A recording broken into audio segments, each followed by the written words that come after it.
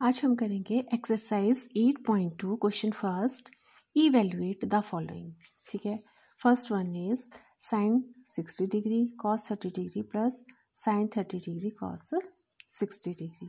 आप देखो हमने लास्ट उसमें क्या किया था कि टेबल लर्न करना है। आपको पता होना चाहिए कि जो ये वैल्यूज़ हैं 30 डिग्री 45 डिग्री 60 डिग्री 90 डिग्री पे साइन कॉस और टेन क्या आते हैं। ठीक है ना, इसके लिए साइड में आपने पहले तो एक छोटा सा टेबल ऐसे ही बना रखना।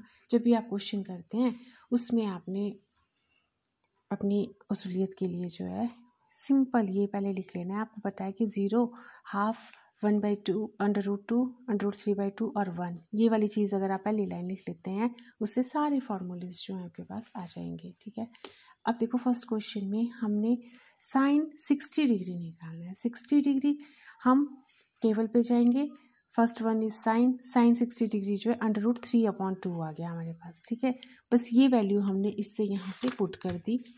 ठीक है, और कॉस 30 डिग्री, अब आपको पता है ये कॉस है, कॉस 30 डिग्री ये 30 डिग्री है और इस पे कॉस 30 डिग्री आ गया √3/2, तो वो वैल्यू हमने यहाँ पुट कर दी।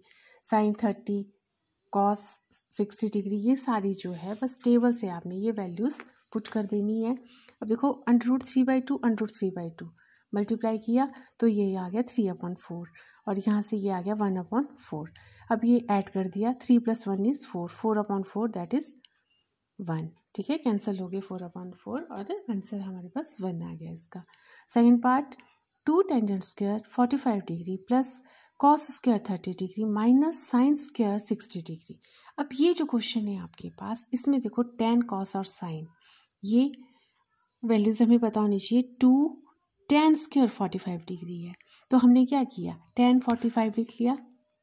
टेन 45 हमें पता है 1 होता है और उसका स्क्वायर कर लिया। ठीक है, कॉस स्क्वायर 30 डिग्री मतलब कि कॉस 30 की वैल्यू हमने लिख ली, √3/2 होती है और उसका स्क्वायर कर लिया, माइनस साइन 60 की वैल्यू √3/2 और उसका स्क्वायर कर लिया। बस अब इसको हमने सिंप्लीफाई किया, 2 × 1 का स्क्वायर 1, 2 × 1 इज़ 2।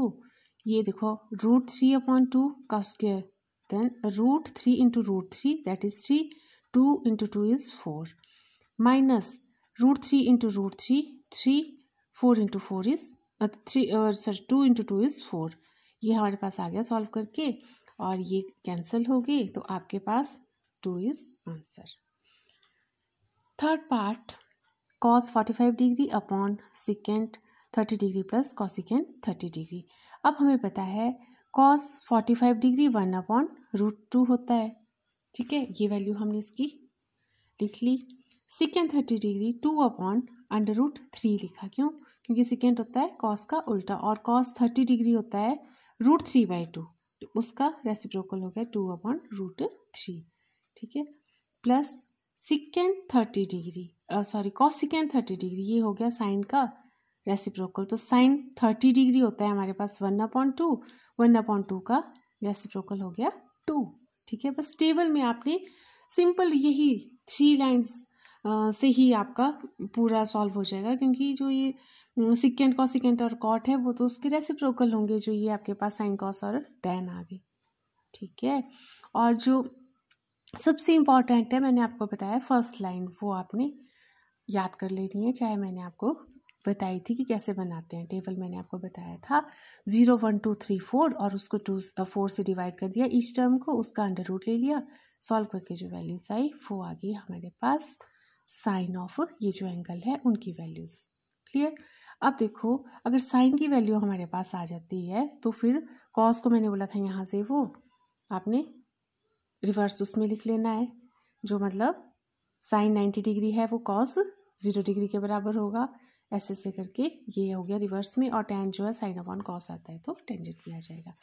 हाँ, तो हम यहाँ थे, ये वैल्यूज़ हमने इनकी पुट कर दी। अब इसको सॉल्व किया, देखो यहाँ पे 1/√2 एज इट इज़ अपॉन यहाँ पे हमने जो डिनोमिनेटर वाली टर्म है इसमें हमने एलसीएम ले लिया, देखो √3 आ गया और ये आ गया 2 + 2√3। अब ये जो this upon this upon this upon this आ गया, तो हमें पता है क्या करते थे, सबसे ऊपर वाली और सबसे नीचे वाली टर्म जो है ये मल्टीप्लाई हो जाती है ना, तो ये आ गया √3 और जो बीच वाली है वो टर्म मल्टीप्लाई होंगी, तो ये वाली आ गई √2 इंटू 2 + 2 √3। ठीक है, और इसको सॉल्व किया, देखो अब 2, ये हमने 2 यहाँ से कॉमन ले लिया, √3/2 आ गया और अंदर आपके पास बच गया 1/√3। अब 1 + √3 जो है उसको हम रैशनलाइज कर लेंगे 1 - √3/1 - √3 के साथ।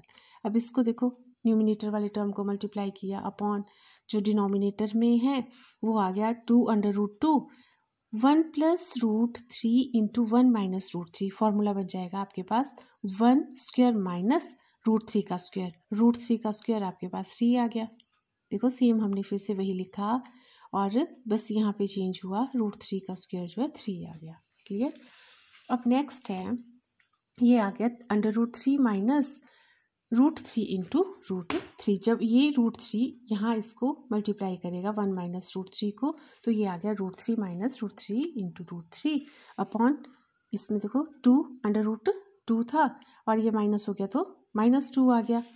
अब यहाँ से आप इसको देखो, √3 माइनस 3 इसको जो मल्टीप्लाई किया अपॉन ये कर दिया मल्टीप्लाई, 2 इंटू 2 4√2 आ गया, साइन माइनस का आ गया। अब ये माइनस हटाने के लिए हमने क्या किया, जो न्यूमिनेटर वाली टर्म है उसमें 3 पहले लिखा और ये मतलब 3 माइनस √3 आ गया अपॉन ये, तो ये माइनस कैंसिल हो गया।